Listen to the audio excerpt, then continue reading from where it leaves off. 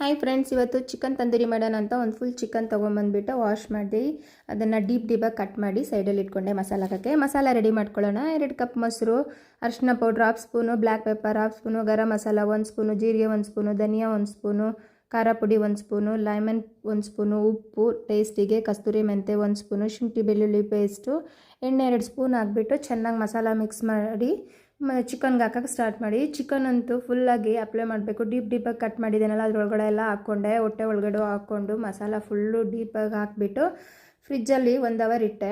ಅದು 1 hour time ಇತ್ತಲ್ಲ, ಹಾಗೆ ನೈಟಿಗೆ ಅಡುಗೆ ಮಾಡ್ಕೊಳ್ಳೋಣ ಅಂತ ಅನ್ನ ಮತ್ತು ಬೇಳೆ ಸಾರಿಗಿಟ್ಟೆ.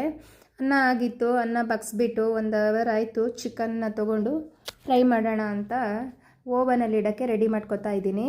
ಬಟರ್ 1-2 ತೊಗೊಂಡು ಹೊಟ್ಟೆ ಒಳಗಡೆ ಮೇಲೆಲ್ಲ ಅಪ್ಲೈ ಮಾಡಿಬಿಟ್ಟು ಟೂತ್ ತೊಗೊಂಡು ಸೈಡೆಲ್ಲ ಚುಚ್ಕೊಂಡೆ. ಒಂದು ಹಗ್ಗ ತೊಗೊಂಡು ಸುತ್ತ ಕಟ್ಬಿಟ್ಟು ಓವನಲ್ಲಿ ಇಟ್ಟೆ. ಇಲ್ಲಾಂದರೆ ಕೈ ಕಾಲೆಲ್ಲ ಓಪನ್ ಆಗಿಬಿಟ್ಟು ಮಸಾಲೆ ಎಲ್ಲ ಕೆಳಗಡೆ ಬೀಳುತ್ತೆ. ಈಗ ನೋಡಿ ಎಷ್ಟು ಚೆನ್ನಾಗಿ ಫ್ರೈ ಆಗ್ತಾ ಇದೆಯಲ್ಲ, ಮಸಾಲೆ ಎಲ್ಲ ಕೆಳಗಡೆ ಬಿಡ್ತಿಲ್ಲ. ಆವಾಗವಾಗ ಬಟರು ಅಪ್ಲೈ ಮಾಡಿಬಿಟ್ಟು ಸಾಂಬಾರು ರೆಡಿ ಆಯಿತು.